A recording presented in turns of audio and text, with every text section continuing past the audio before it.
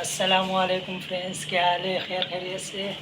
आज मैं आपके लिए लेके आया हूँ मुंबई स्वीट तारिक रोड मलाई काजा। ये देखें, ये मलाई काजा है और ये बोम की बर्फ़ी है। पाइनएप्पल है, बादाम पाक है और इसमें ये अभी ये क्या है, ये रोज़ बर्फ़ी ऐड होगी। सही है। यहाँ माशाल्लाह बहुत सफाई से काम होता है, ये गंदगी की कोई गुंजाइश नहीं है। ये आप देख सकते हैं कितना खूबसूरत नज़ारा है। ये देख लें माशाल्लाह। ये हमारे इमरान उस्ताद है जो कि यहाँ मैनेजर की पोस्ट पे।